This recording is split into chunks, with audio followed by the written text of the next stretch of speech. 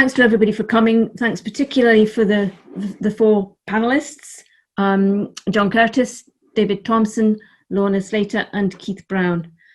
The way that this evening is going to work is, first of all, John Curtis will give us an explanation as to how the polling system works. Following that, he will be sharing the screen with you so that you can see some of his slides. Following that, each of the speakers will then get 5 minutes to talk. After that, we'll have questions and answers. As I've already said, some of you might not have arrived. If you could put the questions into the chat box at the bottom of the screen. If you take your mouse to the bottom of your screen, for those of you who don't know, lots of icons will come up. One of them is a chat bubble. If you click on there, you'll be able to then type in your questions into that box. And at the end of the session, at the end of the talks, during the Q&A session, I'll read out the questions. Unfortunately, I can't let you ask the questions yourselves because there are getting on for 200 people supposed to be joining this meeting, and it just would be a nightmare. So I'll read them out for you. Right, so I think we might as well just start. John, over to you. Could you unmute yourself, please? Sure. Thank you very much, Ruth, and it's a pleasure to be doing this. It always takes me about 30 seconds to remind myself exactly how to share the screen, which is one of those glories of the Zoom system, but hopefully this is now coming up, and if we persuade it to go on to slideshow, then we should be there. So what I'm simply going to do at the beginning, and this is probably already going to divide the audience into two, not necessarily between those who think that we should be having separate list parties and those who don't, but between those who reckon and indeed do understand the Holyrood electoral system and its intricacies, for which, to be honest, if you've now got 5 minutes to go away and get a coffee if you haven't got one already, and for everybody else for whom perhaps some of these intricacies have passed them by. It's really just to try to give you a background so that everybody is up to speed when we come to debating some of the issues at stake this evening. So, first of all, just to remind you, under the Scottish Parliament electoral system, every voter has 2 votes. One is for a constituency MSP, so it might be for Argyll and Bute, for example, and one is for a list constituency, which might, for example, be the Highlands and Islands region, of which Argyll and the Bute are part. Voters are at liberty either to vote for the same parties on both votes or to vote for different parties. And it's the fact that they can vote for different parties that at least opens up the possibility of parties running only as list parties, which of course is what the Greens have primarily, although not wholly, have done in the past. 73 of the seats at Holyrood are elected by single-member plurality, or otherwise known as first past the post, and 56 are elected via a system of list proportional representation, i.e. you just vote for a party list, and these are allocated separately in each of 8 separate regions, so 7 in each of them. And the crucial bit you'll have to understand is this, and I will go through some of the arithmetic with you. The list seats, the 56 list seats, or the 8 in each of the individual regions, are allocated so that the total number of constituency seats and list seats, one by each party in a region, is as proportional as possible, given the formula, to the share of list votes that each party gets, not the constituency vote, the list vote, given the outcome in the constituencies. So if a party cannot lose any of the constituencies that it's got, and it might end up with more than its proportionate share, in which case it keeps them, but the additional 7 list seats are simply allocated to the party so that the seats that each party has is roughly proportional to their share of the list vote. And that does mean that at the end of the day, it is the list vote, not the constituency vote, which is intended to be the crucial vote. Now, You may be asking, well, how does this work? So let me just take you through an example. And here is the Highlands and Islands region back in 2016. And I've excluded the parties that didn't do well enough to get a seat, otherwise life would be too complicated. And the top row simply indicates the number of list votes that each party won across the Highlands and Islands region. And yes, the SNP was well ahead with about 37–38% of the vote. The Conservatives came second, the Liberal Democrats came third, and Labour came fourth, and the Greens came fifth. And then what you can also see on the next row are the number of constituencies that each party won. And basically the SNP won all of the seats, bar the two Northern Ireland seats of Orkney and Shetland. Those two went to the Democrats, as they usually do. The remainder of the seats went to the SNP. So the SNP start with 6 seats, and the Liberal Democrats, although they were only third in terms of list votes, start off with 2 seats. The way we then allocate the remaining 7 list seats is at each stage we look at the figures we've got, and we first of all we divide each party's vote by the number of seats that it has got so far plus 1. Why plus 1? Because otherwise you'll be trying to do, if a party hasn't got any list seats, any constituency seats at all, you'll be dividing by 0, and the answer to that is infinity. So we divide every party's vote by the number of seats plus 1. So the SNP have got 6 seats. So we are there dividing the 81,600 list votes by 7. Et similarly for the Democrats, except we're dividing by 3. So when you look at row 3, you can see the average vote per seat that this calculation produces. And basically what we do is that we give to whichever party at each stage of the count has the highest average vote, we give them the next seat. So the Conservatives at the moment are the party who are most hard done by, so they are allocated the first list seat. That pushes their average vote down just over 22,000. That, as a result, means that Labour's average vote is slightly higher than the Conservative average vote, so they get the second list seat. The Conservatives then get both the third and the fourth list seat. If we then just turn over the page, by this stage we've allocated 3 seats to the Conservatives, 1 to the Democrats, 1 to Labour, and Liberal Democrats and the SNP have the 2 and 6 seats they originally had.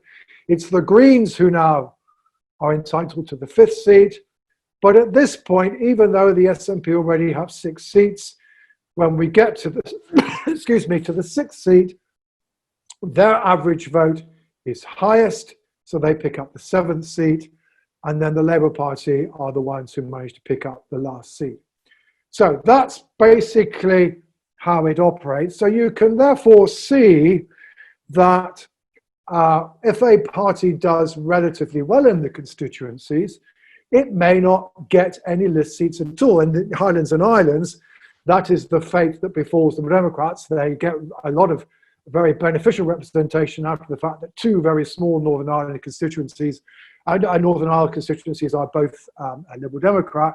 So actually the 9,074 people who vote for Democrats, it could be argued, and this is part of what we're going to be talking about this evening, wasted their vote and might have been, well, have voted, for example, if they wanted to vote against the SNP, for the Conservatives or the Labour Party on the list, and they might have helped one of them to get a seat instead of the SNP picking up the 6th seat in the constituency. The system is, however, only roughly proportional, and basically what tends to be true is that whichever party, if a party is well ahead of everybody else, and in this instance the SNP was well ahead with nearly 40% of the vote, then you will typically find, even if you've got to allocate that party some list seats, that they end up with a higher proportion of seats than they do votes. Basically, there are 2 reasons for this. One is that arithmetical formula means that the first seat costs you much more than later votes. And secondly, if you don't get 6% of the vote or so, you may well not get a seat at all. And as you can see, nearly 7% of the vote in Highlands and Islands were wasted. And these two things basically end up benefiting the largest party. So if you're well ahead, you don't necessarily need to get 50% of the vote to get half of the seats under this system. But to come closer to home to what we're going to talk about this evening, and at this point I will stop for now. The reason why this issue has arose for the independence movement, though it has to be said, this is by no means a new debate. The argument that SNP voters should be encouraged to vote for somebody else on the list vote, it was alive in 2016 when there were those who were arguing that voters should vote for either the Greens or for Rise. And if we go back indeed to the days when the Labour Party, now perhaps the dim and distant past, when the Labour Party was dominating Holyrood elections, it was indeed suggested that perhaps the Cooperative Party, which of course is allied to Labour, should put up its own list, and that Labour voters should be encouraged to vote for the Cooperative Party, because otherwise the Labour Party was finding itself on occasion not picking up list votes.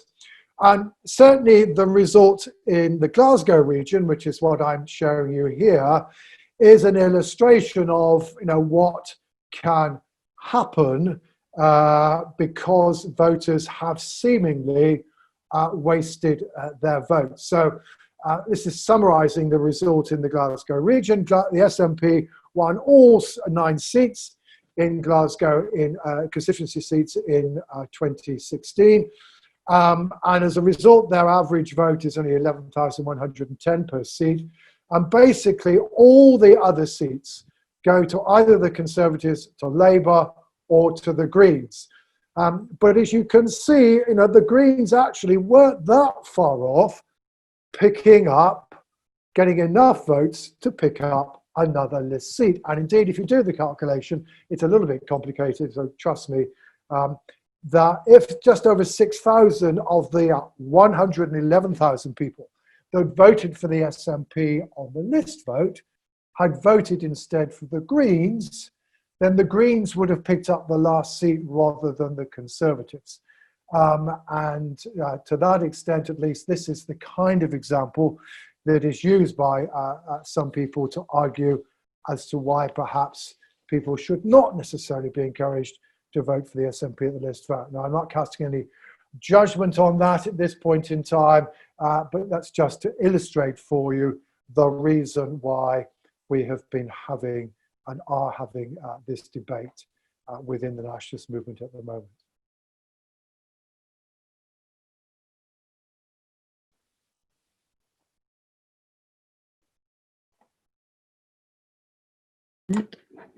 Thank you, John. I hope everybody now understands the polling system if you didn't before. We'll now move on to the guest speakers. If you could give us 5 minutes, please, for each of you, starting with David Thompson. Could you unmute yourself, please, David?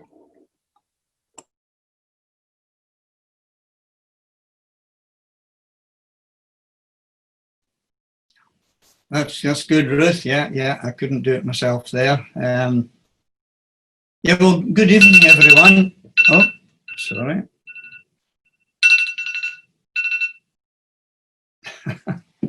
You get longer than that, David. You get the full 5 minutes.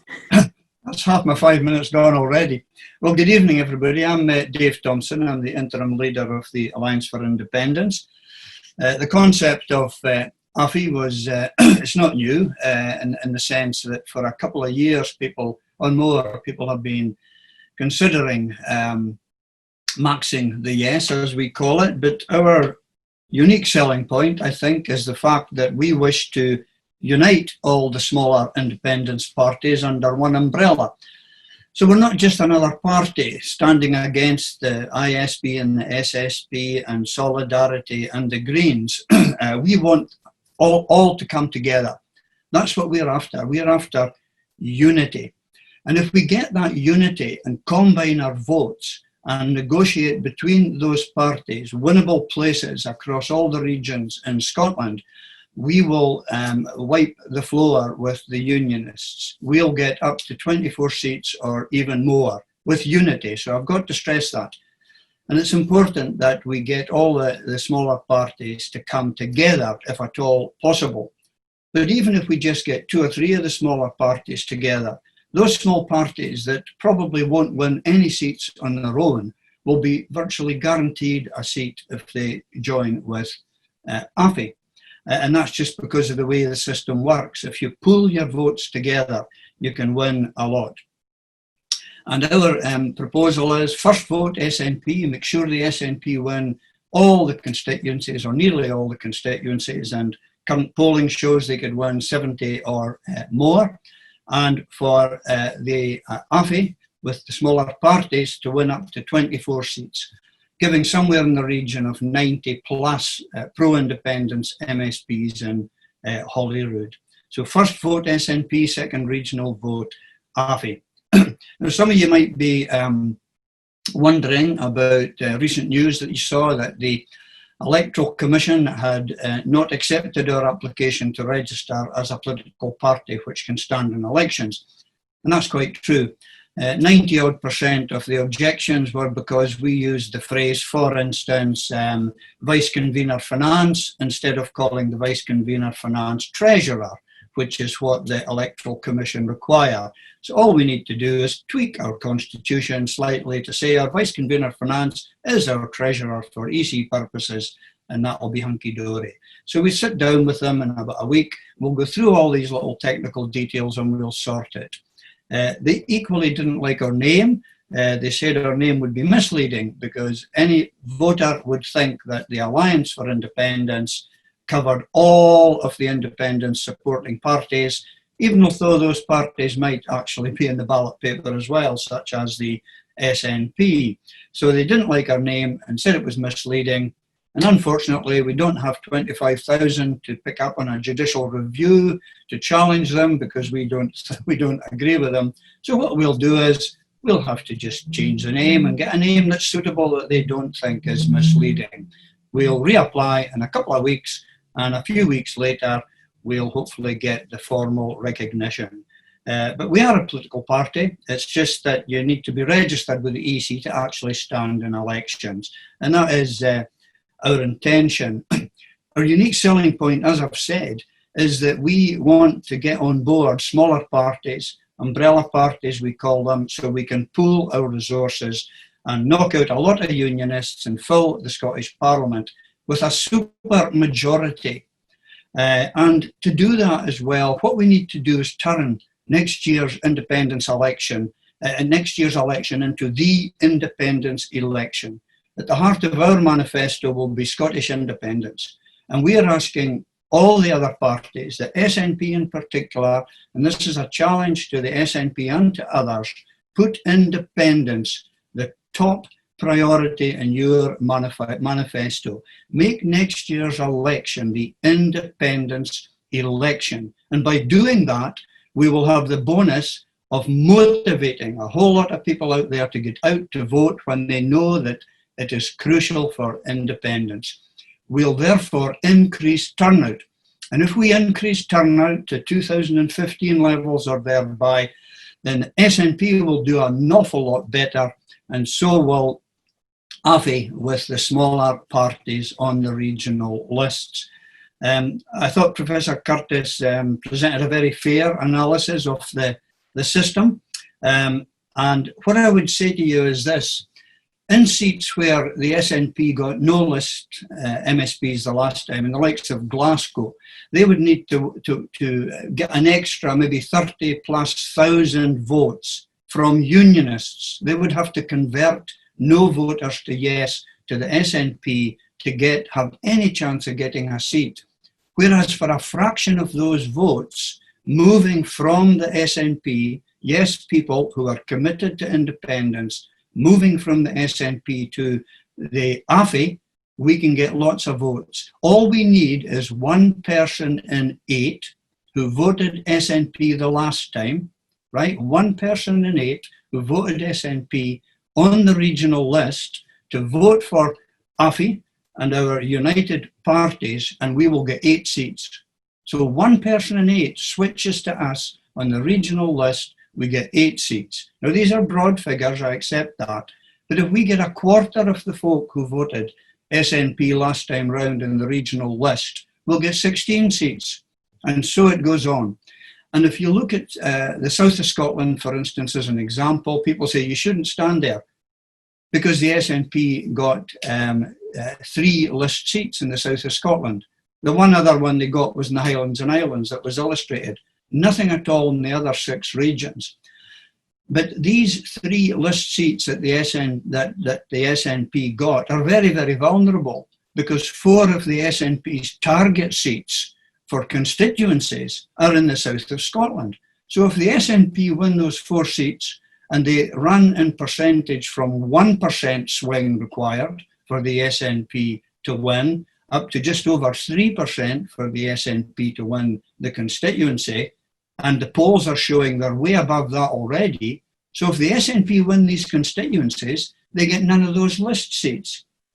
But David, I'm going to have to ask you to finish shortly because you've already had nearly 2 extra minutes. oh, sorry, my clock rang earlier and it didn't start recording to tell me. I'm very sorry about that.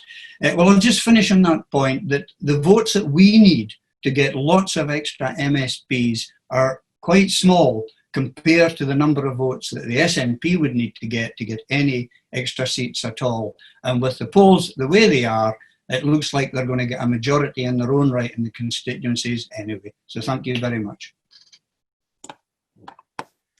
Thanks very much, David. Next to speak is Lorna. Lorna Slater from the Greens, please.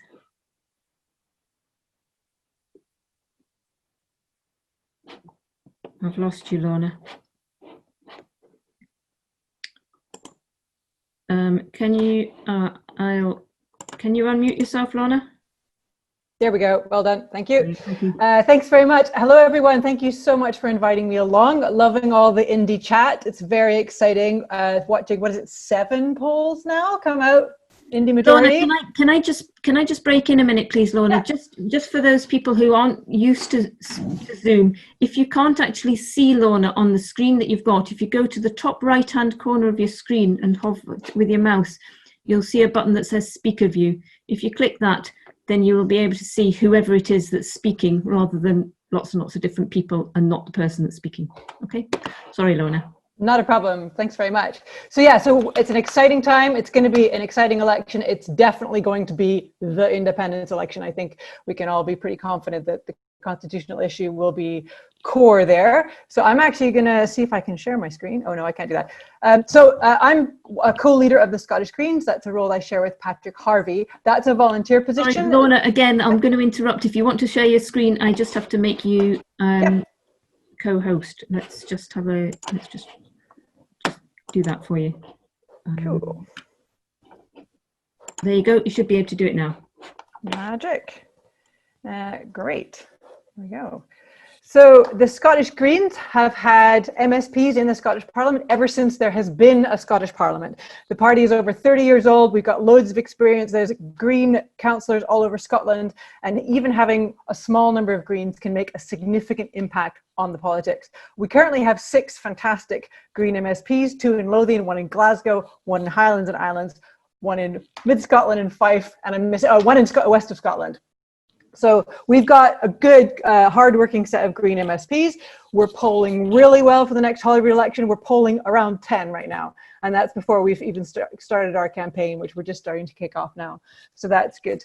Many of you probably know that the Green Party politics, Green Party of Scottish Greens, were part of the Green Movement, which is a worldwide movement based on green values. So that peace, sustainability, equality, and radical local democracy. So for us, Scottish independence isn't independence for independence sake, it's independence for a reason, because we think we can build a better Scotland, a fairer Scotland, a more democratic Scotland, a greener Scotland. We can have a manufacturing revolution. There's a lot of good reasons for Indie, and we want to see those implemented.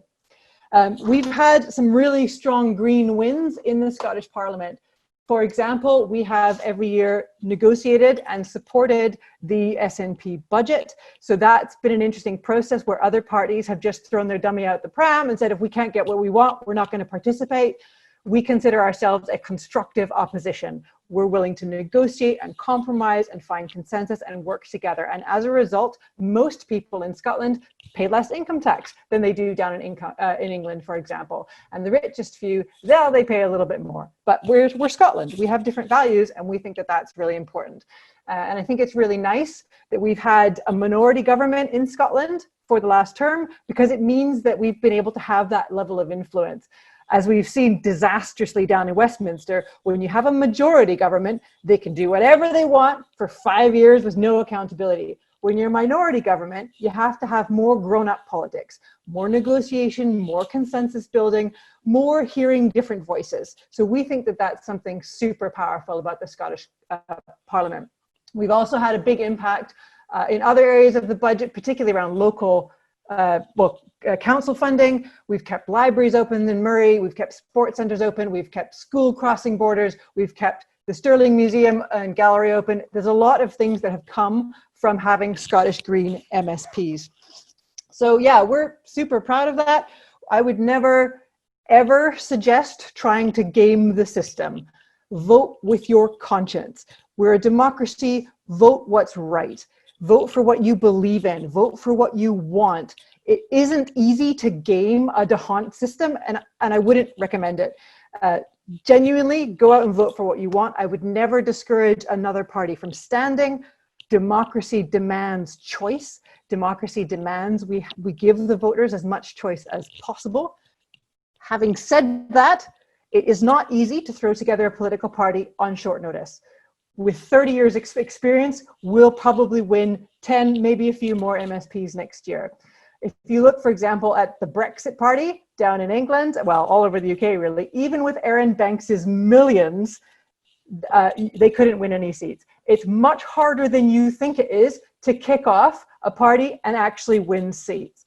There's also the fact that lots of people who might vote yes can't stand the SNP for whatever reason. For example, former Labour voters that maybe are drifting toward yes. We know that 40% of Labour Party members are now yes. They might be much more inclined to vote for the Greens. That's certainly the demographic that we're going to be going after, is former Labour voters who share our values, our kind of more socialist values. So that's something that we're going to be working on for sure. I think that's pretty much all I've got to say is, yeah, vote with your conscience and keep up the good work with the Yes movement. Thank you very much, Lorna. Next to speak is Keith Brown here. Keith, have you arrived? Can we see if Keith is here? I'll just go down the list to see if Keith has arrived.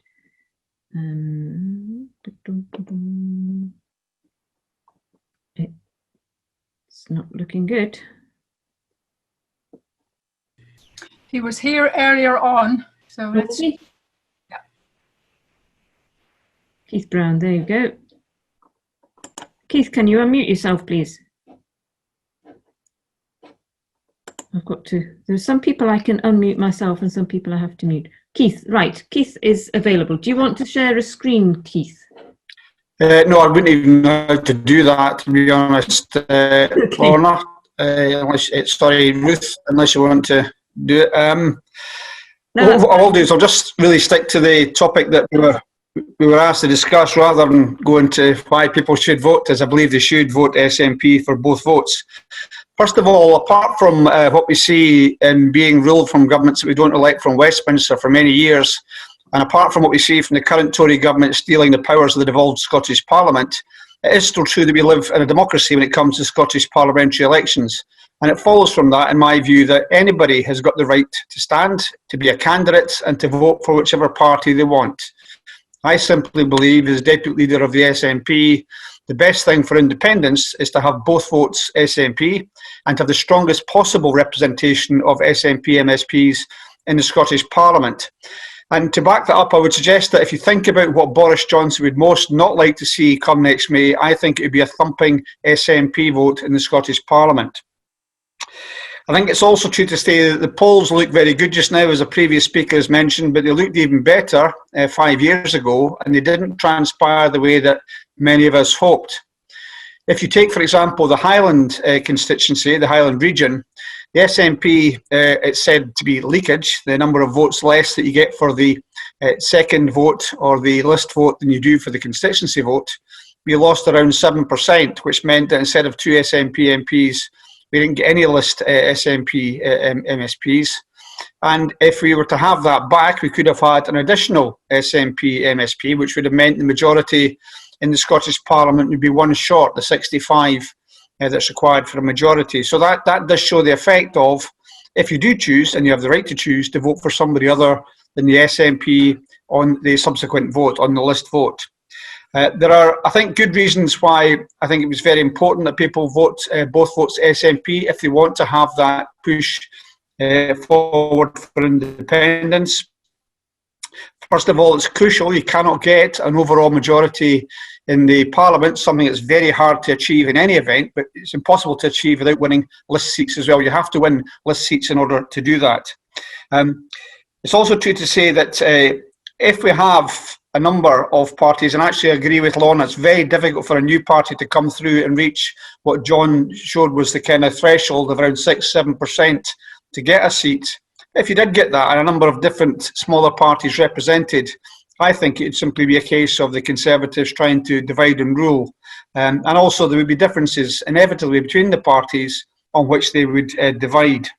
I think there is no problem at all in giving the assurance that for the SNP, the central piece of the election is going to be independence. The First Minister has already said that, and it's quite clear that our intention is to get the strongest possible vote and to move forward to a referendum as soon as possible thereafter. And the best way to do that is to have the backing of very strong representation in the Scottish Parliament.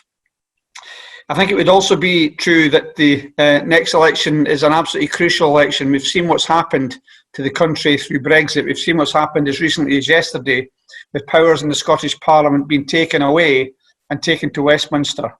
And for that reason, also because of the way that the respective governments have coped with the COVID crisis, and also because of Brexit, which I think continues to be a huge issue for many new people coming across to independence, it's absolutely imperative that we strike out as an independent country, and this is the election in which to do that. I very much hope to have this referendum by now. I think COVID has put the block on that for this current year. There are big questions as to the continuing effect of COVID in future months. But I do think that it's vitally important, if we agree, and I think everyone that's spoken before, perhaps with the exception of John, will believe this is an exceptional and absolutely critical election, and also the best opportunity that Scotland has had to achieve its independence.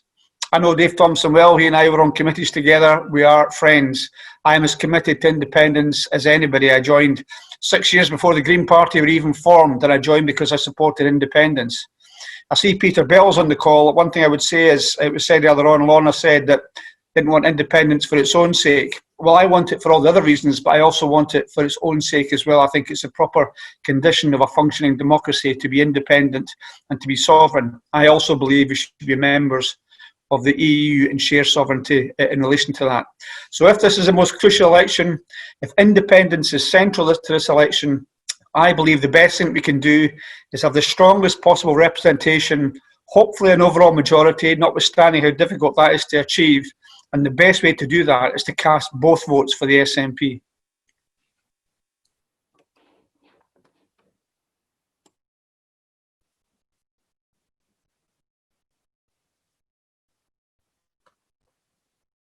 That's me. Ruth, you're muted, Ruth. Thank you. Right. Thanks very much, Keith, for that. We're now going back to John so that he can speak further about the more intricate problems of this debate. Some of this has already been referred to, but let me just show you a few numbers that might be thought relevant to debate. So as I think both Dave and Keith have both indicated, the SNP are currently well ahead in the opinion polls, on average running at about 54% of the vote. In the constituency vote, rather lower on the list vote, 46%. Not least of the reasons for that, of course, is that the Greens register on the list vote, whereas they don't register on the constituency vote because they don't always fight the constituencies.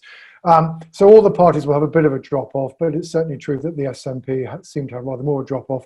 Although I would always say the polls do find it more difficult to get the list vote right, because almost undoubtedly some people, depending on the wording of the question, think that they're being asked their second preference, because they've not necessarily had my recent lecture on how the Holyrood system actually works. But in any event, crucial point is that the SNP are well ahead of where they were in 2016, when of course they didn't get an overall majority. So what might that point to? I think we're probably going to agree about the facts. I think we're now going to disagree about the interpretation. So if you take the current polls and you make a fairly simple assumption that the increase in SNP support is happens more or less uniformly across Scotland, then taking the average of 4 most recent polls, you're looking at the SNP having something like 71 out of 129 seats. And that indeed, actually, contrary to what Keith just said, actually on this projection, the SNP will have an overall majority simply by the constituency seats that they won, because they would probably win so many of them. And indeed, actually, the number of list seats that the party would have would be even fewer than it had back in 2016. Now, I think, if I understand the argument correctly, Dave will argue, well, that's the reason why the SNP voters should split their vote, because it's clear in most list regions it isn't going to add to the tally of list MSPs supporting the nationalist cause. I think conversely, however, Keith may want to argue that there isn't any need to split the vote because the SNP are going to win the election anyway, and you will have to decide which of those two arguments you think matter. Two other points, however. One is, well, what are the prospects for a pro-independence separate list party that's only standing on the list? Now, this was a somewhat controversial question that was commissioned by a somewhat controversial source, I think even within the nationalist movement, i.e. the Wings Over Scotland, but it's perfectly honest polling done by Panel Base, which asked people whether or not they would be willing to vote for a pro-independence list-only party that it was suggested might be led by Alex Salmond. And as you can see, about 26% of all voters said that either they definitely or were more likely than not to do so, or about 40% of those people who had voted for the SNP in last December's Westminster election. And if you think that that 40% of SNP voters would actually vote for a separate list party, then certainly that translates into around 18% of the vote, which is roughly in line with what Dave, I think, is claiming is the kind of performance at best his alliance could achieve. So I certainly, we can argue about how solid that polling evidence is, but if you believe it, then the translation into seats certainly does follow. But here's the rub. And at this point, I'm going to make myself unpopular with Lorna, but will probably make a point that Keith would want to make. As I indicated earlier, there was an argument in 2016, and some people were arguing that people should vote tactically for the Greens on the list vote. Now, of course, not everybody who voted SNP in the constituencies and for the Greens on the list vote was voting tactically, because, of course, the converse to the fact that some people might vote for the Greens on the list vote, even though they're primarily SNP supporters, so that some people are going to vote for the SNP in the constituency contest because they don't have a Green candidate to vote for. But one of the things I did way back when, 5 years ago, when I was analysing the 2016 election, was to try to use the election results to come up with an estimate of how many people did vote tactically for the Greens on the list vote. And this is done by basically looking at how, particularly what happened where the Greens were standing in the constituencies. And B, then, what might have been the consequences of that for the outcome in seats. And this is the end point of that calculation. So basically what I estimated was that probably about 2% of the list vote that the Greens got, and they got, what, nearly 8% of the vote, but that probably were voters who were voting tactically. Now, certainly, and this is the point that Lorna would wish you to take on board, is that if indeed we knock 2% off the Green vote everywhere, then indeed the number of seats that they would get falls from 6 down to 2, back to the levels they fell to previous elections. And 2 of those seats would indeed go to Unionists, but equally, the other 2 seats would have gone to the SNP, and as a result, the SNP would have had a majority. So at this point, you do have to decide which is more important, perhaps maximising the chances of there being a nationalist majority, but at the same time, potentially risking the prospect of an SNP majority. Now, for there to be any prospect of risking SNP majority, it already follows from what I've said, that the SNP position of the polls needs to be weaker than it is now, but maybe it will be. But that essentially is the rub, that you can play this tactical game, but as it were, you do have to make the right judgment call. And, you know, if you are the leader or the deputy leader of the SNP, yes, I am sure that the support of the Greens during this minority parliament has been well and truly welcome. But inevitably, like any other group of politicians, the SNP would have much preferred to have an overall majority on their own, because they have on occasions lost votes and have had to make decisions that they perhaps would otherwise prefer not to make. So that's, in the end, you know, the judgment call that you have to make as to, you know, what do you think is more important, et cetera, et cetera. But that's certainly, if you make the wrong call about the list vote, either because actually if you'd stuck with the party that you thought was going to do really well, it actually would have got a list vote, or indeed in transferring, you don't necessarily actually help the other party to get a seat because maybe it's not doing well enough, then you will not be any better off. So just be aware that's the, as it were, the casino game that the Holyrood electoral system, for good or ill, does invite voters to play.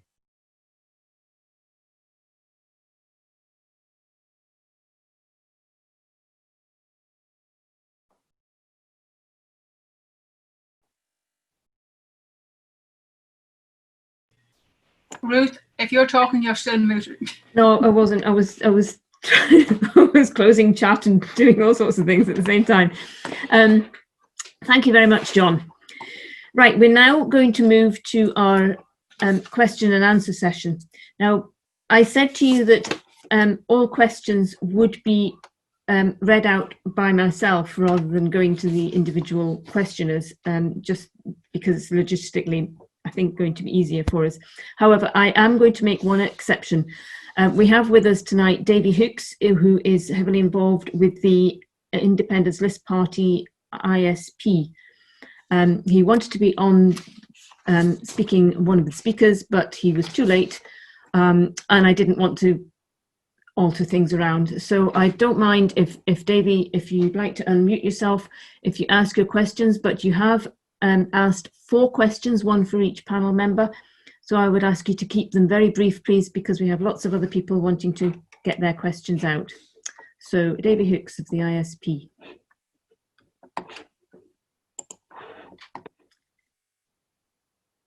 Right, I take it I've got to find you because you obviously can't unmute yourself. Where are you? Wave your hands around, Davy, so I can find you.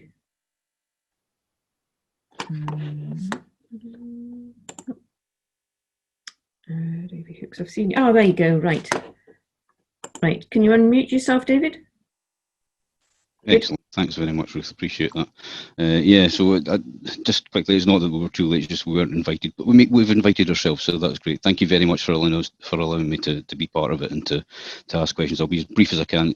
John, you said on news programmes and in position papers in 2016 that voting for the SNP on the list was in many cases, and as in most regions, a wasted vote. Have you changed your mind on that, given what we've discussed this evening about the potential for them to gain even more seats and possibly only one list seat? Keith, this is kind of off topic, but it's on topic. Given the vote in the House of Commons yesterday, and indeed the UK's withdrawal bill, which superseded the Scottish Parliament's withdrawal bill after the fact, do you still believe the UK government will grant a Section 30 order? And if they did that, would they play fair? And is it still SNP policy that there cannot be a referendum without one? For Dave Thompson, the Electoral Commission already rejected your application on the grounds that voters might be confused and think you were an alliance of the yes supporting parties, as you mentioned. And none of the existing yes parties have said that they wish to join you. So isn't your best strategy at this point to max the yes, actually to throw your support behind ISP? Lorna, the Greens are predicted to gain list seats as the polls stand, mainly off the back of independence voters. Will you push for an independence referendum without a Section 30 order? And if not, why should pro-independence voters vote Green over ISP? And that's me. Thanks very much. Davy, maybe we could go to John first. Okay, let me be brief, because I think, with all due respect, that wasn't quite the position I was adopting in 2016. Indeed, yes, of course, I did write a paper that pointed out that indeed, some people might think, as I have just said this evening, that voting for the SNP on the list was a wasted vote. But I then also pointed out, with examples, the potential dilemma that could face and how such a calculation could misfire, and that actually, given the position of the SNP in the polls at that point in time, it wasn't entirely clear which would end up being the better course of action. So I'll just leave it at that. Thanks very much. Keith, could you answer your question, please? Can you unmute yourself?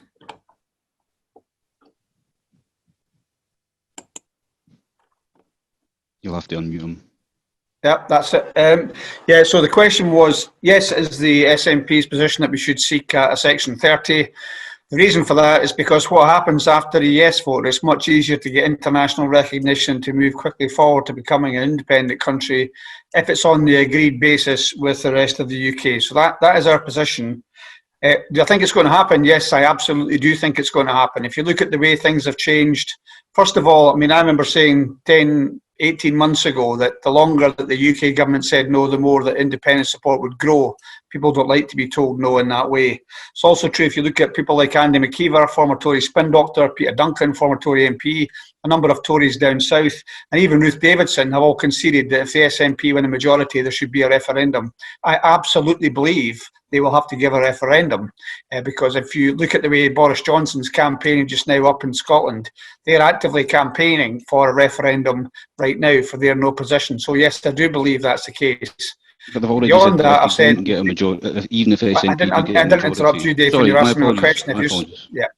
I also said previously at an independence meeting that I believe that self-determination is something that cannot be stopped by somebody else. It's an inalienable right. So if it was to be endlessly refused, and of course Scotland has to decide on what else it can do in order to make sure that happens. Self-determination is something which is your right to do, and it can't be denied by somebody else by definition. So I think, yes, it's the SNP's position we should seek a Section 30 agreement, and yes, I believe a Section 30 agreement will come forward. I do agree with your point, and that does not mean that the Westminster government will play fair. We've seen now they're trying to change the franchise and they'll try and change all sorts of other things. It's up to us to make sure that we do that. And the best way to do that, in my view, is to have a strong SNP government in Edinburgh fighting our corner.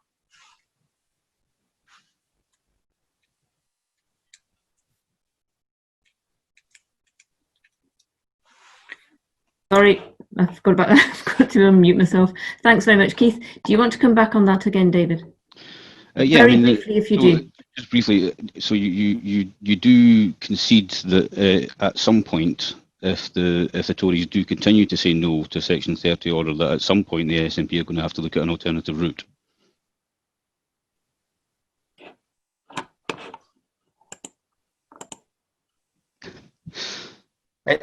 First of all, I don't think that's what's going to happen. That's the point I'm making. I think a Section 30 order will happen. And so I think that's what should be the case. The point I would make is that if you're a party and a movement that stands for self-determination, you cannot accept that somebody else can veto that. But what we do in that eventuality would certainly come way beyond the first port of call, the first preference, the best option, the gold standard, which is to achieve an agreed referendum in the first place. Thank you. David, would you like to answer your question, please? Yeah, that's great. Thanks very much, Ruth. Hi, David. Yeah, a couple of things, I think, in reply to your questions. First of all, we're all on the same side. We're on Scotland's side, and we're all, I think, committed to win independence for Scotland. And we may have differences of opinion on certain things, but at the end of the day, we all need to pull together. The big difference between AFI and ISP is that you're a traditional party and you'll be developing a whole lot of policies. We won't. We have one policy, independence. And if we can unite the smaller parties like ISP, Solidarity, SSP and the Greens under the one umbrella, each party will get allocated winnable positions across Scotland, be negotiated. You'll be able to follow all your own policy positions, just as you have. I would also agree it's difficult to start a new small party, a traditional new small party. What we're suggesting is that we combine our forces, and individual parties can still follow all their own policies as long as they back independence.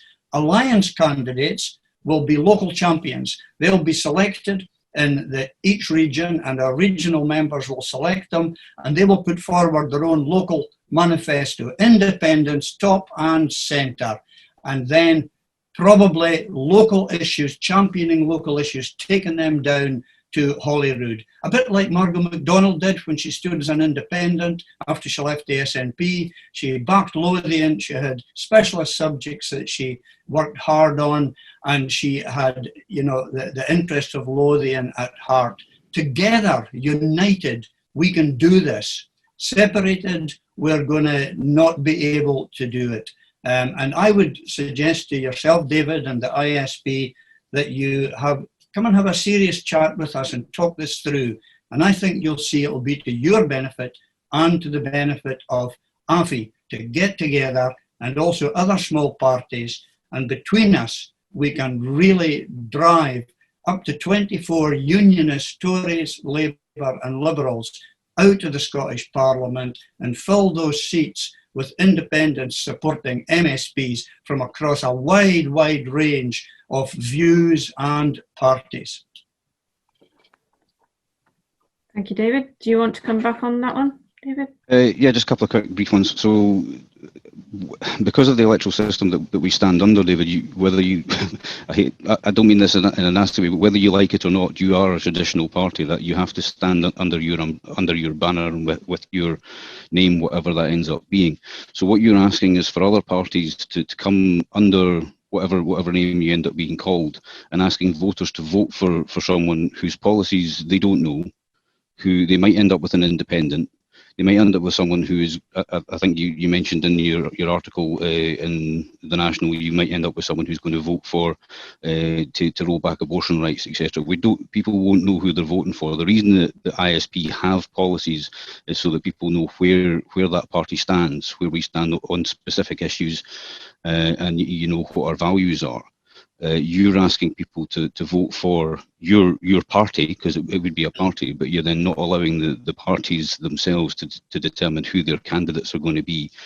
So, as I say, I think all of the Greens, ISP, SSP have already said that they're not going to be involved in that. If you were an umbrella organisation and not standing as a party, then that would be, in my view, a much better way of doing things. But obviously, that is exactly what we are, and you need to read our constitution. I'll send you a copy after this this discussion. But you still want people to stand as. We are an umbrella organisation, and small parties can join us. Yes, groups can join us, and individuals can join us. In each region, our members, including the small parties that join, will choose candidates. They'll be ranked 1, 2, 3, 4. The top 3 obviously have the most chance of winning. They will go out and campaign. There will be manifestos put out. The public will know exactly what the folk they're voting for stand for. And the great beauty of it, David, is we're going to have 24 people with a whole range of views right across the political spectrum. So people are going to have somebody that backs their view,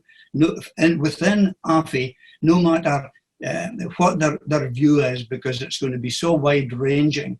And isn't it an attractive proposition for you as a new small party? You said to me, come and join you. But what if I don't like the policies that you are putting forward? I couldn't join you because I wouldn't agree with your policies, and that's the flaw. Well, that's exactly the issue that I've raised with yourself, is that you're asking people to vote for you for when the candidates that you put forward may not actually believe in policies that they believe in. So you could have someone who is ISP who's getting a Green candidate. You're putting words in my mouth, and they're words which are just not correct. I'm sorry, David. Right, and we're going to have to move on to the next one. For us. Appreciate the response, Dave. Thank you. It'll be very clear, David, just what our individual candidates and our small party candidates stand for in every region. And the point is this: if we don't come together, we will fail. If we come together, we shall succeed. Thank you very much. Lorna, could you answer your question, please?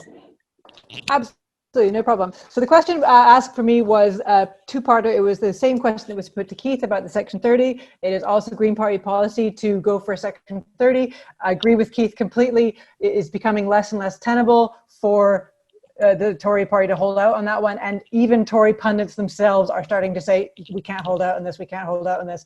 I think our strategy there is to push the pro-independence polling to 60%. Some of the polls are already 55, 57. Our job as the Yes movement is to step out what an independent Scotland looks like. What are we doing with the currency? What are we going to do with our economy? How are we going to implement fair taxation? And how are we going to manage our budget? How are we going to deal with all the issues that people were worried about last time? How do we rejoin the EU? How do we look after people's pensions? How do we answer the worries people have? We can set out that plan, and we can win over those voters to yes. And that unstoppable movement, it is absolutely that unstoppable. And I wouldn't pin anything on what Boris Johnson said. He was supposed to be dead in a ditch like a year since. So I wouldn't believe anything that liar says myself. And the second part of the question was about why people should vote for the Greens over the ISP. I think I covered that pretty comprehensively. We've had parliamentarians in every version of the Scottish Parliament. We're experienced. We have a track record of delivering for the people of Scotland. We know what we're doing. We've got more than 6,000 members campaigning all over the country. We can actually win seats, and we can be really effective in government. Thank you very much, Lorna. Now we'll move on now to the questions that have been submitted before the meeting. First one from Ian, is that Machian? Sorry, I'm not sure how to pronounce your name. The question reads, my understanding is that imperial studies based on other more popular concepts of proportionality show that the D'Hondt system is one of the least proportional among the proportional representation methods, and that the system favours large parties and coalitions over scattered small parties. Therefore, would it not be better for the independence movement if the SNP and the Greens fought the next election on the understanding that they will form a pro-independence coalition after the election? Now then, this is obviously going to be answered by quite a few of you, and what I suggest we do is that all 4 speakers unmute yourselves, and without jumping in on top of each other, I'm sure you can work this out amicably between yourselves. Would you like to answer it? I think we'll probably go for Keith first, with Lorna second.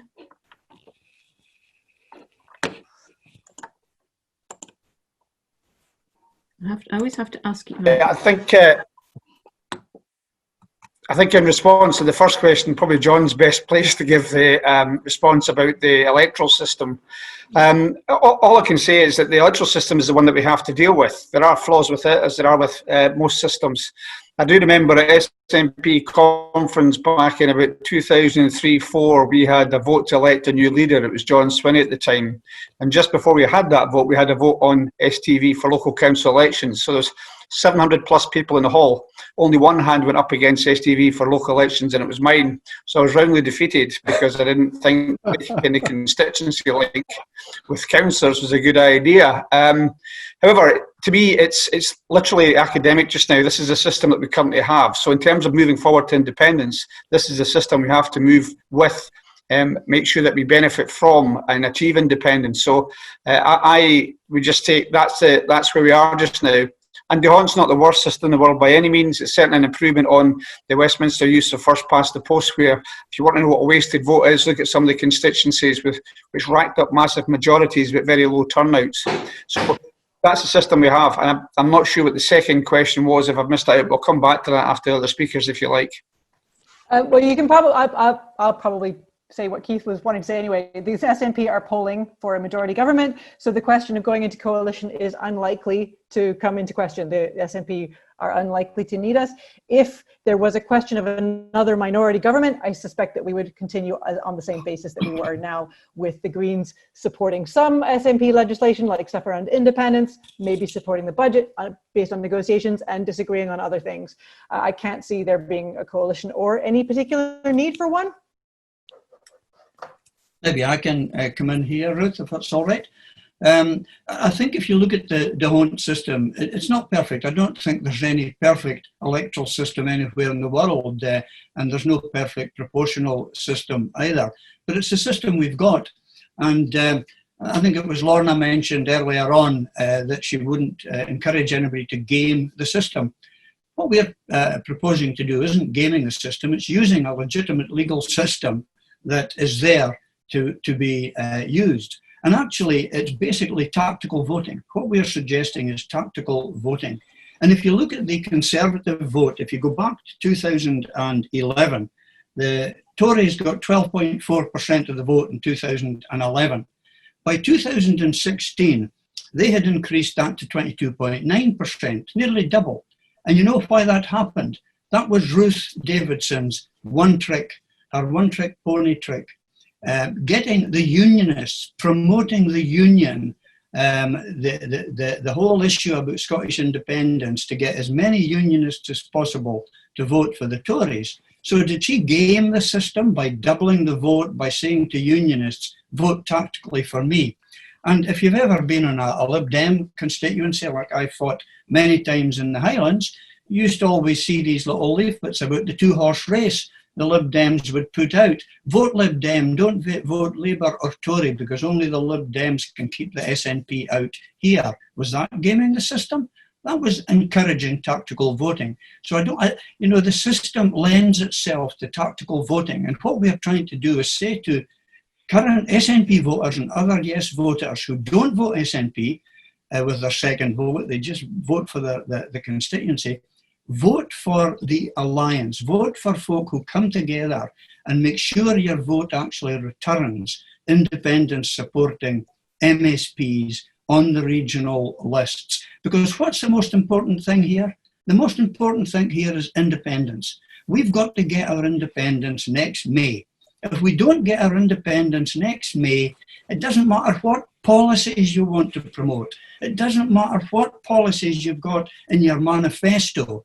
The Scottish Parliament will be destroyed, and Scotland it'll be turned in the very best to a wee parish council and will not be able to do anything.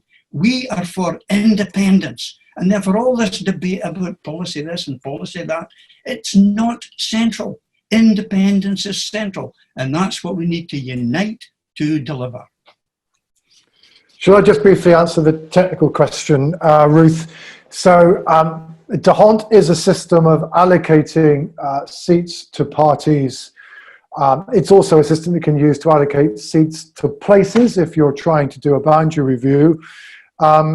It is true that it is a system of allocation that is somewhat more favourable to larger parties than to smaller parties. And indeed, it's because of that characteristic is that we do not, for example, we're not going to use the D'Hondt system to allocate. We've not been using the system to allocate seats to places, either for the European Parliament now, we're no party of, but now indeed parliamentary constituencies for Westminster. These are allocated by a different system called Saint-Lagu, which is treats small parties and bigger parties equally. But the disproportionality of the Holyrood system doesn't primarily arise out of the formula for allocating seats. It arises out of two features. One is that the proportion of seats that are list seats and therefore allocated by proportional representation is well less than 50%. And secondly, they are allocated separately within each of 8 regions. And for example, it is perfectly possible. It's something that, for example, the Labour Liberal Democrat majority in the 2003-7 Parliament rested entirely on constituencies that between them those two parties won that were in excess of their proportional allocation, i.e. what would have happened if you'd allocated all the seats in a region by the D'Hondt formula. So in other words, the lack of proportional, in fact you've only got 7 seats in a region, it creates a de facto threshold of about 6%. If you don't get, you aren't going to get 6% of the vote or something close to it, you ain't going to get a seat, and it does therefore make it easier for larger parties. So yes, it's partly D'Hondt, but it's much more the fact that it's the proportion of list seats and the fact that those list seats are allocated separately within 8 separate regions that creates the disproportionality in the system, and is the reason why, for example, in 2011, the SNP got an overall majority at Holyrood, even though they only got 45% of the vote. And this is a system that, despite the preferences of some of those in favour of PR, this is a system that's capable of producing an overall majority at Holyrood for a party that's got considerably less than 50% of the vote.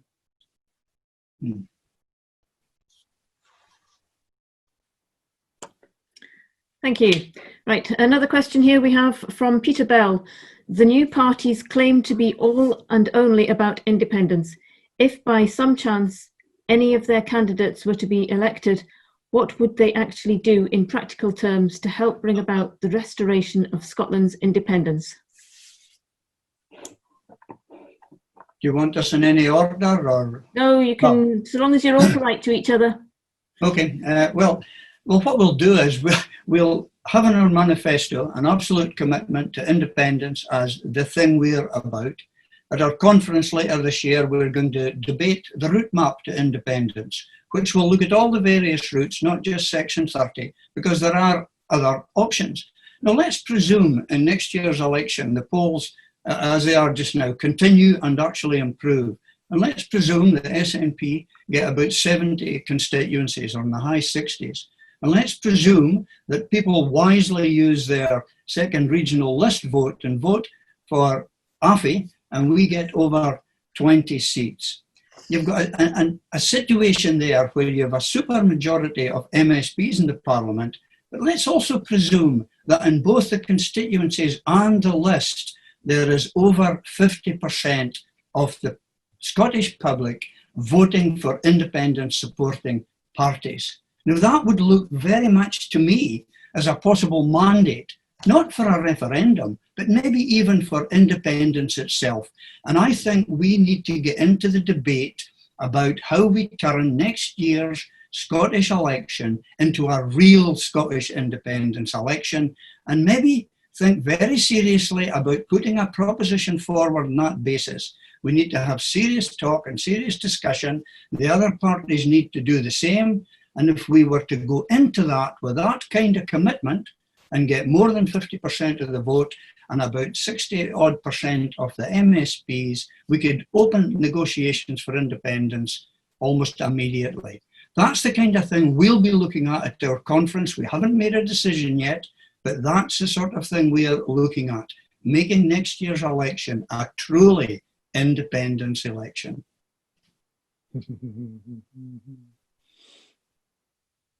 Anybody else want to comment on that? Well, let me enter where angels fear to tread. I thought that was an interesting answer, because Dave was beginning to answer the question as to what difference would it make having 90 pro-independence MSPs as opposed to 70, because it might be argued that 70 is enough. This is the way that you might, however, want to think about this, and which is that at the end of the day, if indeed you want to maximize your chances of persuading the UK government that it is honor bound to deliver a referendum, then I think my view would be, for what it's worth, and this is simply tactical advice, it's not reflecting anyway any personal views, my tactical advice would be that what you have to say this side of an election is simply that you want a Section 30 order. In exactly the same way that this side of an election, the unionist side, are only going to say, we don't think there should be a referendum. Because if either of you compromise from that position, you are potentially undermining your post-election negotiating position. Because if at the end of the day, you are going to maximize your moral leverage over the UK government, you basically have to be able to say, look, we've achieved exactly what we did in 2011. You gave us a referendum then, why can't we have one now? And by the way, that's what the public have voted for. It's similar for 2015. That's not to deny that actually, in exactly the same way as it is perfectly clear that those on the unionist side are thinking about what they will do if indeed the SNP wins an overall majority, but which they, in the meantime, they will be doing their damnness to avoid. That doesn't mean to say you shouldn't be thinking about and having a clear plan about what you would do if the UK government were to deny you a majority. But I think if you want to maximize your moral leverage out of election, your message has to be, this is a vote for a referendum. Because if you say anything about, well, but if we can't get that, then we will have this, then the UK government can say, well, that's fine, you go off and do this then. Because you didn't say to the public, what you want is a referendum, full stop. Can I maybe come back to Professor Curtis there in relation to that? That's all very, very laudable, and it's based on a presumption. And that is a presumption that you're dealing with honourable people and that you can trust them. And I think it's been made very clear in recent times, even in the last couple of days, they are not moral people and you can't trust them. So how can you negotiate with folk like that? And asking them to do something, they'll just tell you to go away and behave yourselves. And they'll push through legislation, undemocratic legislation, because I believe the Tory government in London got just over 40% of the vote, even though that gave them a majority of 80. So I think maybe they gamed the UK system to win that election. So should we even give them any credibility whatsoever? We have got to be very clear, and my point, I think, Professor Curtis, was that if we debate and say, we're not just looking for a referendum, I mean, what would your view be if we went into that election next year saying, clearly in our manifestos, all the independent supporting parties, if we get more than 50% of the vote and a supermajority of MSPs, that is actually an international mandate to declare and open negotiations on independence itself? Well, of course, I've been around long enough, Dave, to know that that used to be the SNP's position. And some of us did feel after 2011 that perhaps the SNP regretted the fact that it changed its position to be in favour of holding a referendum. I guess I would make 2 points. One would be is that insofar as one of the lines of attack of the unionists is that the SNP keep on flip-flopping on this issue, and of course their standard line of attack is they said it was, you know, a once in a generation opportunity, and now they say we want another referendum. Well, equally, you might then be enabling to add to that line of attack. Oh well, first of all they said they want a referendum, and now they're saying that an election is sufficient. And of course, you do have to bear in mind the brutal truth is, even if you take the view that you've just taken, you will still have to negotiate independence with the UK government. You might have to drag them kicking and screaming to the negotiating table, but eventually you will have to talk to them. But then thinking beyond, you're right, I don't necessarily assume that the UK government will necessarily grant you a referendum. And I did say you then have to think about what you might do next. But this is a conversation to be had in private meetings like this, not something to be said in public, all right? This is where you have to be a little artful. And I would certainly, let me just throw something out here, and Keith may or may not wish to respond. I say if he's wise, he won't, which is that I could well conceive that if indeed, there is indeed an SNP majority in next year's election, and if, let's say, the opinion polls continue to show a majority in favour of independence, albeit relatively narrow as it is, by the time we come to the 2024 election, the SNP might say, well, you're not willing to accept the mandate from Holyrood, so our position now is, if we win a majority of Westminster seats, then we will regard that as a mandate for independence, and we will comport ourselves at Westminster accordingly. And then also think that although the Holyrood, no Holyrood election ever gives you leverage vis-a-vis a UK government, a Westminster election potentially does. There is still a non-trivial probability that the next UK general election will produce a hung parliament, and a hung parliament in which it may well be that the SNP has the balance of power. Now, in those circumstances, if the scenario I've painted out we have played, then you know the problem that any UK government will face is it's incapable of being formed because the SNP will gum up the Westminster works. Now, and it's because, however, that kind of leverage does potentially exist. In other words, if indeed you do get a majority next year, any sensible unionist government is going to have to think about, well, if we say no, what will the other side do? All right. And if the other side has any sense, it will have been thinking about, well, what do we do if the other side no? And so both of you are going to have to think about how the other side would react. But these are all things I would suggest for you to think about and mull over this side of next May, but things you certainly should be mulling over in order to work out how you may indeed maximize the leverage that we'll have if indeed you do have the good fortune of having a nationalist majority in the next parliament. Yeah, we do an awful lot of mulling, definitely. We mull over lots of things like that, I can assure you. It worries me a lot when you start talking about the 2024 UK general election, because I do not believe that the Scottish Parliament will exist in its present form by that time. They will strip us of powers, they will neuter us, they will put us in our place, and because of the doctrine of parliamentary sovereignty, there's very little we can do. But what we have to do is look at other options for challenging them, and we really do need to focus in on next year's election. And surely if we make it clear, all of the independent supporting parties, and people know what they're voting for very, very clearly, no sort of fudges or anything, very clear, then it is totally unanswerable in an international context. Yeah, but the logic of your position, David, is that you think Boris Johnson's going to say no, period. So if that's the logic of your position, what difference does it make having 90 MSPs who are in favour of independence as opposed to 70? If you think Boris is going to say no, he's going to say no.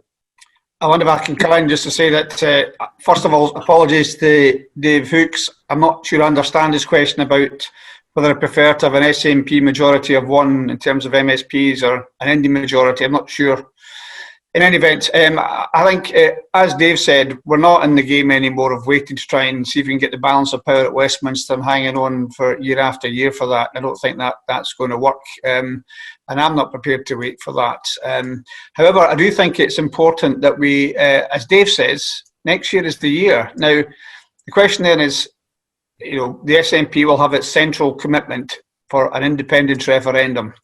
In terms of timing of that referendum, there's two things. One, that we don't know what COVID's going to be. We just don't know. And just as we're struggling now to campaign because you can't go around people's doors, think about trying to have a campaign for an independence referendum when you can't do that and who that would advantage. But separately, if the COVID situation is substantially better or resolved by that stage, then if you look how quickly the Labour government was able to move to a referendum after 1997, you can see how quickly a referendum could take place. It was undoubtedly the case, of course it is, that other things have to come into play and be considered if you were to get a completely thrown UK government. I know, and I see in the chat box, many people don't believe that. I fundamentally disagree with you. I think they will collapse like a house of cards. I don't see that for wishful thinking. Just observe their behaviour over months, their behaviour now, the way they're acting. If you look at how extreme the positions have now become, this is usually a precursor to having to abandon a position. How extreme. One of the positions is your Willie Rennie or Jackson Carroll, no referendum, never under any circumstances, no matter whatever vote you win. These things are not sustainable arguments. They're being used less and less. I believe they believe they're going to have a referendum. So I believe that's what would have to happen. But of course you can't accept that in perpetuity.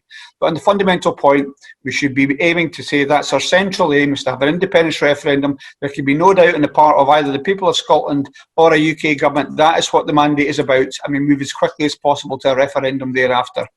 I know people will disagree with that, but that's the view that I would take in relation to it. And I think the Section 30 is not just about an agreed referendum for the sake of it. It's because it's extremely important to how quickly we move from an independence vote to being established, for example, at the UN and in the international community. So I genuinely believe, I'm not trying to pull the wool over everyone's eyes, I think this is the best route. I think it's going to happen as well, although it does require us to win that election in the first place. And it is not easy to win a majority.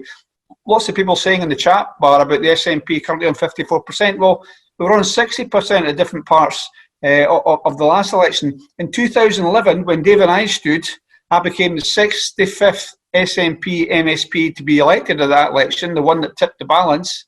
But 2 months before that election, Labour were 10 to 15 points ahead of us. 2 months in the March of that year, we won an outright majority. So nothing is taken for granted. This is all still there to be won, but I do believe we're closer than we've ever been. Thank you. Can I come in there, because the boys have had a lot of chance to chat. I think the main focus really needs to be on winning that referendum when we get it. I agree, it's inevitable, it will come. There's no going back from the unionist failing position where they are. Young people between the ages of 16 and 24, 85% in favor of independence. And as time goes on, it's only, the chances of the unionists winning this time are getting worse and worse. They know it. We know it. Their best chance is actually to have the referendum as soon as they can. If they have 4 more years of stripping the parliament of powers and refusing a referendum, the main thing which I think we need to repeatedly say is we don't mind them campaigning for the union. They can go and do that if they feel that they can say anything good about it, because I don't think they can. The reason they're saying no to a referendum is because they have nothing good to say about the union. Hit them with that. They have nothing good. That union isn't giving us anything. They've got nothing good to say. Their whole campaign is that they're going to deny us a vote. Well, they can't win that one either, because that's not democratic. It's not how democracy works. Governments must govern by consent. And consent, as everybody knows, is something that you have to check in with periodically to make sure that you still have the consent of the people. No legitimate democratic government can hold out against that. So what we need to do is drive that support for independence amongst the people of Scotland. We need to make sure that the people of Scotland really believe this. What we don't want to do is end up in the post-Brexit situation of a 52-48 split. That would get us independence, but it would be a shit time after independence. We'd have, divided country. We wouldn't have people unified into this vision of what a better Scotland can be. Let's work on that. When the referendum comes, people will know what they're voting for. The young people will be excited about it. We'll get it, and we'll get that chance. But keep your eye on what's really important, which is actually getting that independence, not just pissing off Westminster. Thank you, Lorna. Right, next question comes from Pat Lee. Bear with me, this is quite a long one to read out.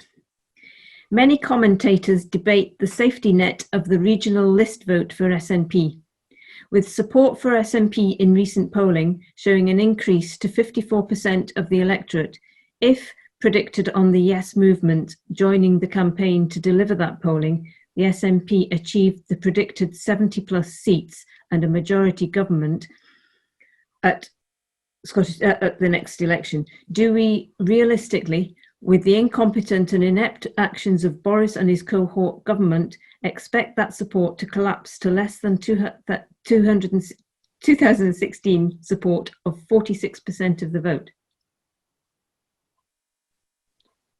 Well, from everything I've looked at, there are two things that underlie the increase in support for independence, which has been in evidence in the polls basically since the spring of last year. One of the ironies of the 2014 independence referendum, and many of you will remember this, we spent hours arguing about whether or not an independent Scotland could or could not be a continuing member of the European Union. Even President Barroso expressed a view on this subject. It was one of those occasions when the politicians talked endlessly to each other and were actually completely wasting their time. Because one of the ironies of the referendum is that there was no relationship at all between people's views and attitudes towards the European Union and whether they voted yes or no. It has, of course, long been the case, and Keith will know this, that there's been an element of nationalist support that's basically said, what's the point of liberating ourselves from London, only to put ourselves into chains with Brussels. That's what has long been a minority view inside the SNP, but it is also a long established traditional position amongst some people inside the SNP. The 2016 EU referendum, of course, initially was greeted by people inside the nationalist movement as, well, this just finally goes to show and will convince people that for so long as Scotland is a part of the European United Kingdom, it's always at risk of having its democratic wishes overturned by the views of people in England. Yet in practice, for 2 years, at the aggregate level, the polls did not shift. But what was going on underneath was a fundamental reshaping of the character of support for nationalism in Scotland, and also, by the way, a change in the character of the support for the SNP. That is, that some people, indeed, who had voted no and remain, switched to yes, but they were counterbalanced for a long time by an equal number of people who voted yes and leave. And by the way, if you want to know the principal reason why the SNP lost ground in the 2017 Westminster election, it was not the argument about IndyRef2, it was because the SNP lost ground quite heavily amongst those of its 2015 supporters who had voted leave, and some of them actually switched to the Tories, okay? So the SNP votes now become much more clearly a Remain vote, much more Remain vote than it was before the 2016 referendum. What began to happen last year was that rather than, as it were, this resorting having no net effect, the increase in support for yes amongst Remain voters continued apace, and all of the increase in support for independence that was evident in the polls through to Brexit Day at the beginning of this year occurred as a result of Brexit. So you need, but it does mean that this is a very, that basically, whereas in 2014 the argument about the EU was irrelevant to voters, the argument about the EU is now central to the basis of support for independence and the fact that support has risen. And then beyond that, there is then a second thing which has happened, which is that it looks as though coronavirus, which is the most important public policy challenge facing the devolved institutions since 1999. Nicola Sturgeon's rating is very high, Boris Johnson's is very low, and it looks as though some people in Scotland have been convinced of the argument that an independent Scotland would have handled coronavirus better, and therefore it provides more effective government. Now, I think the second of those, I think you need to appreciate, is pretty conditional. And if in the next 6 months the Scottish public comes to a different view about how well the two governments are handling coronavirus, you may find that some of that support for independence slips, and indeed some of the support for the SNP slips. But on the other hand, undoubtedly, and I've said this to unionist audiences as well, the problem that the unionist side have is that the pursuit of Brexit has undermined support for the union, and Brexit has happened, it's not going away. And that's the thing that above all has changed the character of support and has changed the distribution of support in a way that is at the moment to your advantage. But just be aware, how much more advantage you're going to get out of that, we'll have to wait and see. And much again will also depend, what are the consequences of Brexit between now and May of next year? If it proves to be a disaster, it will be to your advantage. If it we don't notice, it will begin to die in voters' minds. So there are lots of conditionalities there. What happens to Brexit, what happens to coronavirus are probably essential, and you need to be aware of that. But certainly, I think the fact that Brexit has been pursued has been, in the long run, significantly to the US side's advantage. I think John is actually quite correct there in relation to the EU Remainers and Leavers being quite crucial to the change in 2017. And it was mainly coastal constituencies that had historic fishing stuff. And although there's very little fishing now, there's still a community memory of fishing that goes really deep into these communities.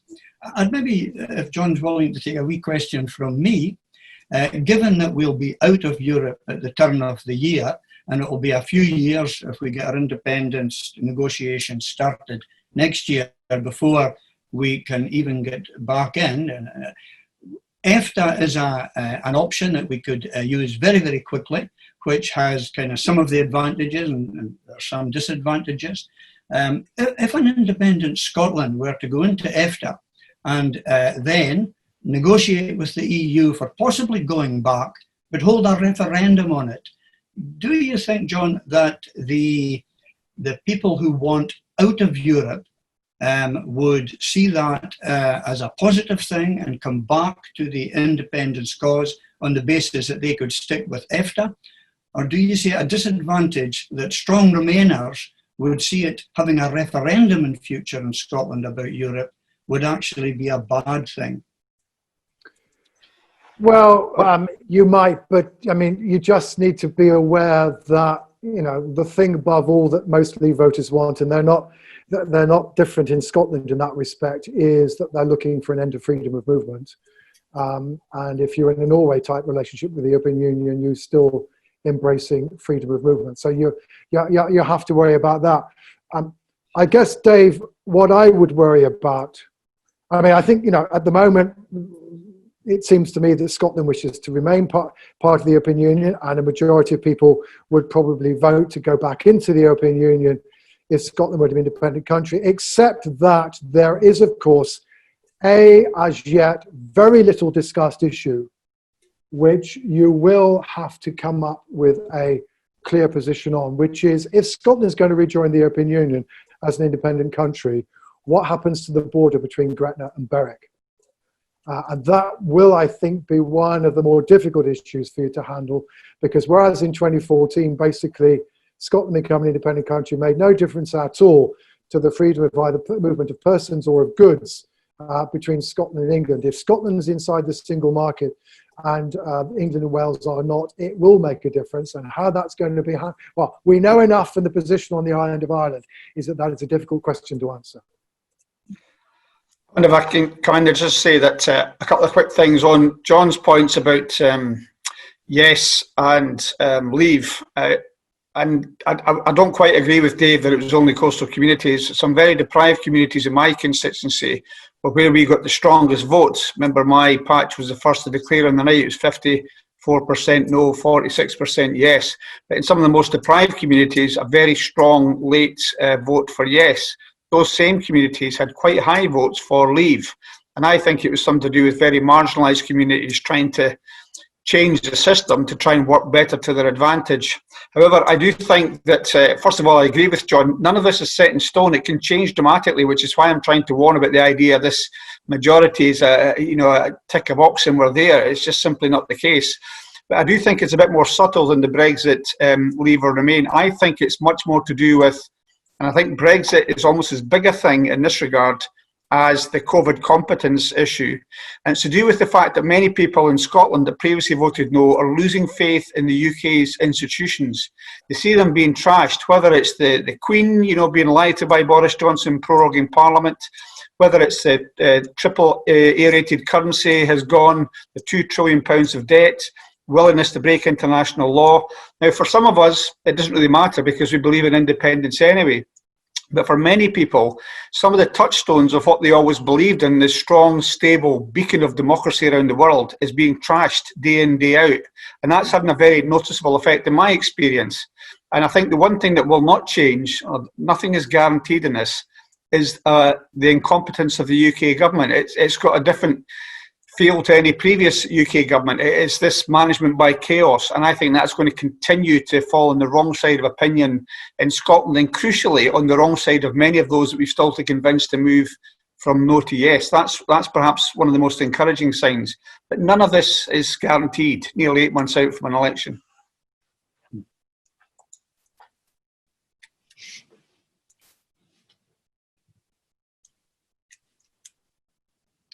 You're muted, Ruth. I'll just throw in a comment there on the borders, which is not Green Party policy, but I thought it was quite interesting. Did people see the video of people, holiday makers, being turned away at the borders in Wales because of different lockdown regulations? I thought that was a very interesting development. The people in England were being turned away at the border in Wales, and there was no fuss about it. It barely made the news. And yet Wales, for a short time, due to COVID regulations, implemented a hard border. They just did it. I thought that was very interesting. I'm not sure the border issue in practice is such a traumatic thing because Wales did it. But I agree that it can be an emotive thing when people are talking about it. Yeah.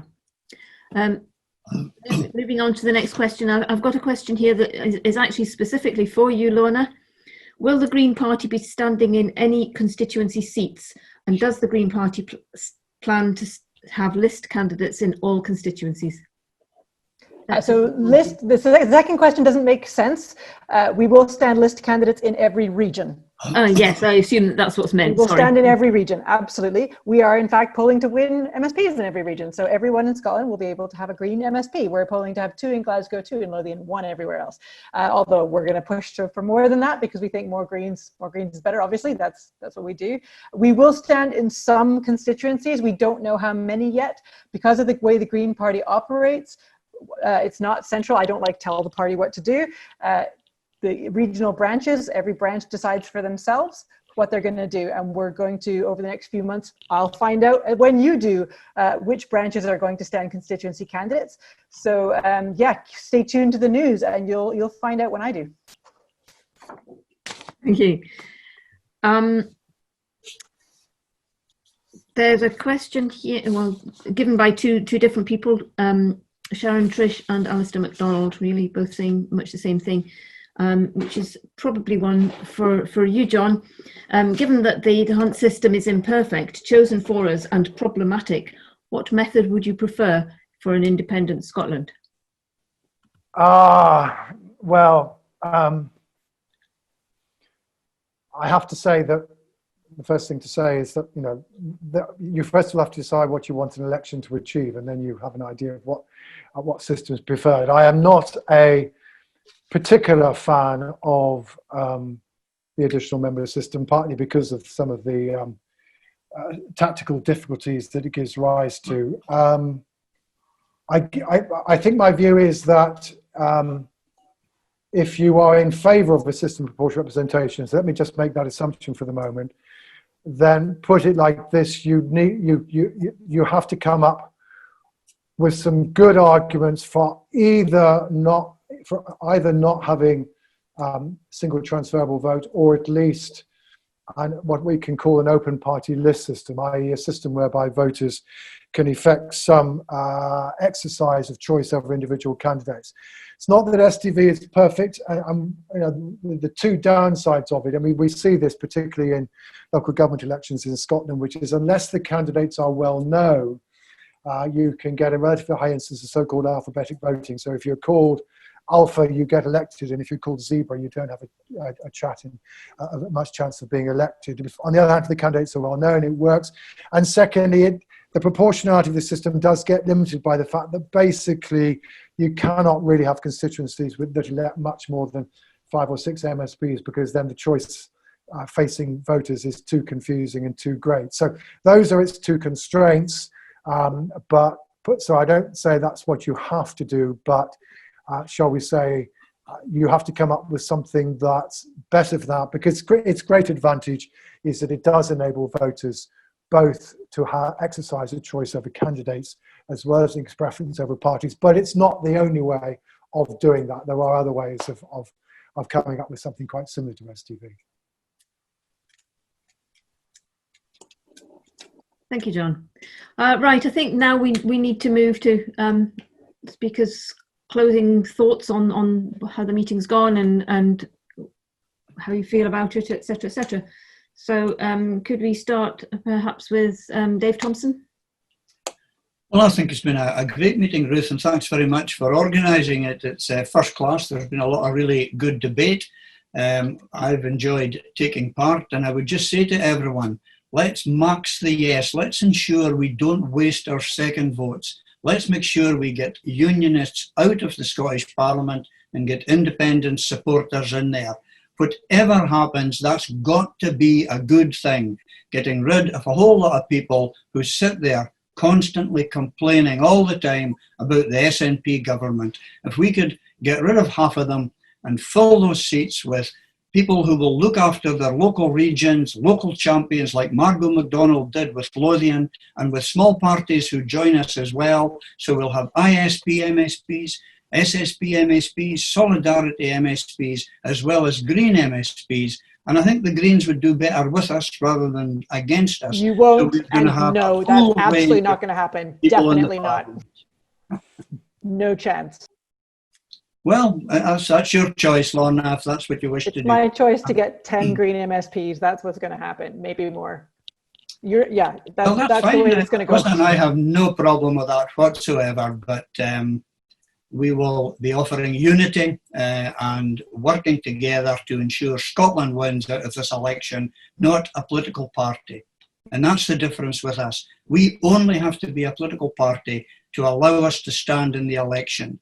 We are a true alliance and a uniting force to pull the small parties of Scotland together to maximise the yes vote and get the maximum number of MSPs elected who support independence. We're not interested in particular individual policy issues. The candidates will put their own manifestos to their own regions, and the small parties will do the same, and we'll have a wide range of look at us all sort candidates, so you can pick and mix whatever one suits you policy-wise, and we'll have a true rainbow Scottish Parliament with a wide variety of very interesting people, I think, next May. Thank you. Just before I move on to one of the other speakers, can I just ask you, David, if the other parties decide that they don't want to come under your umbrella, would you continue? Well, we are very optimistic that we will have some success there. We're going at this in a very positive way, and I'm pretty sure that we will get small parties joining us.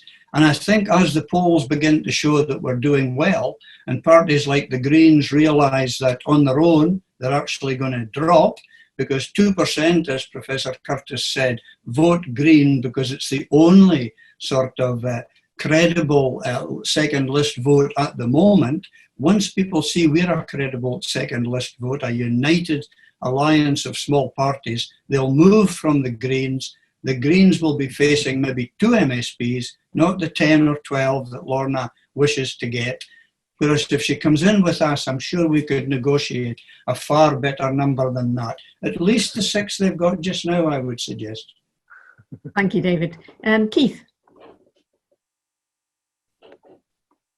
Yeah, first of all, thanks for the meeting, for organising it. I'm doing quite a number of these meetings just now, as you can imagine, and it just shows how vibrant the discussion is. What I would say is there are people here with different views certainly on the SNP, different views on the way to achieve independence, which is entirely legitimate. And actually, I have to be honest, a major contrast from the first 30 years I was in the SNP. And when I joined, we were at 11% in the opinion polls, 2 MPs, and if you got somebody saying yes when you canvassed, it was 1 in 50 or so on. So to see so many people so interested and engaged with this issue is really gratifying. One thing I would say is we're not all going to be united. We have different views. We've heard some of the views about a Section 30, different views about different new parties and so on. But I don't think we should be too quick to question each other's commitment to independence just because we see a different way of achieving that. We have to realise, the polls show us as being the majority just now, people that want independence for Scotland. We've never been this close. As I say, back in the mid-80s, early 80s, when I first got involved, 10, 11% support for independence. It's absolutely transformed from that time. So, and I do believe we're extremely close to it as well. So let's not fall out amongst each other. Somebody asked me the question in the chat bar earlier on about my view of the Yes movement. I do many, many meetings with Yes organisations all the time. I've mentioned Dave's Scottish Independence Convention, Scottish Independence Foundation, Yes Registry, many others. We should keep on talking to each other and give each other the respect that we deserve. If we can unite at this absolutely critical time, this is as close as it's ever been. And if we can keep this together, I believe, it's just my belief, but I believe the best thing we can do is have both votes SNP, a huge vote for the SNP and a very strong representation at Holyrood next year, make it the strongest possible case to prosecute that independence referendum. Getting the referendum is what we've concentrated on. We also have to concentrate on winning it. Many people have asked different aspects of policy. The interesting point is we can all say we must have this policy or that policy, but there's a great deal of different views of what policy we should have. So that's another question that we have to ask. But let's get the mandate from the Parliament next year, then get the policies and win the arguments to win independence. I believe we're closer than ever, and I'm really grateful to those that have put together the next meeting. And one last point, I think Lindsay Spouge made the point about the demographic profile of certainly the panellists, and perhaps we could do better than that in future, because they made the point that's where we've got extraordinary support amongst our young people for independence and indeed for the SNP. Thank you. Good point there, Keith. I struggled to get a woman on board, so finding a young one as well was well, I think Lorna's relatively young, so I'll be 45 in 2 weeks. Oh well, All a lie. But yeah, that's young to me. Right, Lorna, would you like to go next? Sure, I don't have much more to add, but thank you very much for inviting me. It's so exciting to hear so much indie chat. The polls recently have been exciting. It's so exciting to hear.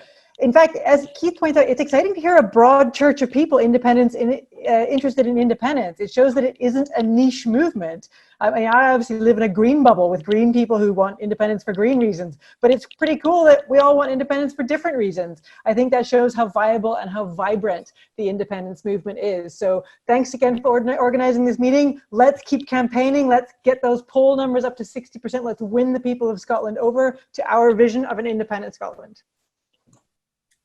Thank you, Laura. John, would you like to finish off? Well, first of all, thank you very much for allowing an interloper to join in your meeting, and I hope I haven't trod too much on your hospitality. I certainly found it interesting to hear the views. I particularly thought that David provided an eloquent defence of his position. I certainly understand his position much better now than I did from some of the press reports. I would, though, just end with 2 observations. One is that I think one of the advantages that the Yes side in Scotland enjoys is that, for good or ill, most much of its party political support is concentrated in one party, whereas in contrast, the unionist movement is fragmented between the Conservatives, the Labour Party and the Liberal Democrats. That does put them at a disadvantage because it means that while they can all agree on how they might want to attack the vision of independence, they do struggle to come up with an agreed vision of how they envisage Scotland's continuing future inside the United Kingdom. I think that's one of the reasons why they focused on Project Fear in 2014, but we now know enough to know that simply doing that isn't necessarily adequate. And the truth is, if there is another referendum soon, the Unionists will struggle to come up with an agreed line as to what is the future for Scotland that they are promoting. So that's just one thought to bear in mind. The second thought I would bear in mind is this, is at the end of the day, the aim of the Holyrood electoral system is indeed to deliver a result that's reasonably proportional. Yes, in granting that system, if that's the right word, Westminster arguably was coming up with a system that made it more difficult for the SNP ever to win a parliamentary majority, but equally also in practice it provided the SNP with a lifeline of becoming a full-time parliamentary party for the first time in its existence. And in practice, but therefore do think a little bit about whether or not engaging in activity that some at least may feel is an attempt to game the system is something that will necessarily strengthen the nationalist movement, or whether some people will say, well, actually, this is a movement that seems to be trying to bend the rules of a system that actually, from so far at least, it's profited rather strongly.